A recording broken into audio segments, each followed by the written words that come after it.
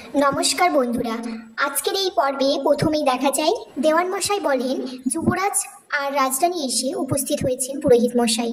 পুরোহিত মশাই তাদেরকে বসতে বলে আর বলে এবার মহাযজ্ঞের সূচনা হবে। রাজ তরোয়ালে আরাধনা দিয়ে এই যজ্ঞের সূচনা হবে। ভবানীকে বলছে এই তরোয়ালে হাত কেটে সেই রক্ত দিয়ে যুবরাজের তিলক পরিয়ে দিতে হবে। এদিকে চন্দ্রশেখর একটা আংটি আর নকল আমন্ত্রণ পত্র দেবীপ্রসাদকে দেয়। তারপর সেগুলো বংশী ঠাকুরকে দিয়ে পুটির কাছে পাঠায়। দেবীপ্রসাদ বলছে সিংহাসন তুমি আজকে হারাবে রামকান্ত, আর রাজরানীর সাথে তোমার মধুর সম্পর্ক শেষ হয়ে যাবে। এদিকে খেন্তি দিদি পুটিকে এসে বলছে ওই আলতা বউকে তো কোথাও খুঁজে পেলুম নে।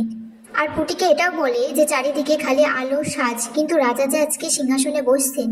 তখন পুটি বলছে এ কি বলছো খেন্তি দিদি, তাহলে কি ওই আলতা বউ মিছে কথা বললো? পুটি বলছে কান্ত দাদা যখন সুস্থ আছে আমি আর ভিতরে যাব না, আমি এখানেই বসে রইলুম, তুমি যাও দেখে এসো।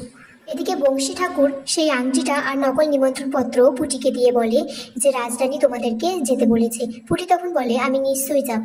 খেন্তি দিদি বলে রাজসভায় যখন ঢুকেছি অভিষেক দেখেই যাব। রঘুরাজা তখন পঞ্চপ্রদীপ দেখিয়ে বলে এই যে পঞ্চপ্রদীপ আপনারা দেখছেন, ধর্ম, করুণা, সত্য, শক্তি এবং ন্যায়।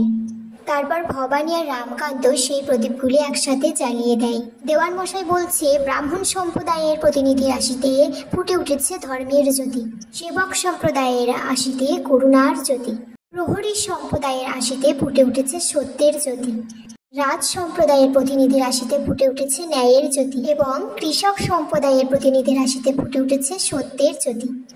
এই 5 সম্প্রদায়ের জাতিকে রক্ষণাবেক্ষণ করবেন যুবরাজ আর তাদেরকে অর্থ দান করবেন। তারপর যুবরাজ বলছে আমি রামকান্ত মৈত্র শপথ করে বলছি ধর্ম, ন্যায়, করুণা, শক্তি, সত্য সংরক্ষণ করে নাটোরের সমস্ত প্রজাদের জন্য জীবন উৎসর্গ করব। কখনো দায়িত্ব কর্তব্য থেকে কোনোদিনও চ্যুত হব না।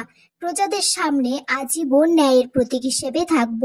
এদিকে পুটি চিকের আড়ালে বসে বলছে কি সুন্দর লাগছে জনার্দন, কান্ত দাদা আর রাজরানীকে একসাথে।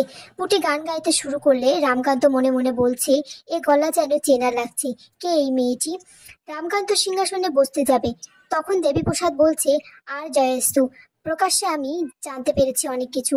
সবাইকে রামকান্তর সামনে এই জয়ধ্বনি বন্ধ করার সময় এসে গেছে। আমি জেনে গেছি রামকান্ত এই সিংহাসনে বসার যোগ্য নয়।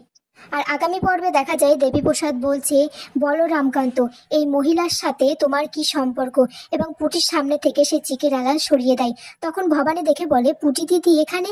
আর এখানেই আজকের পর্ব শেষ হয়ে যায় বন্ধুরা।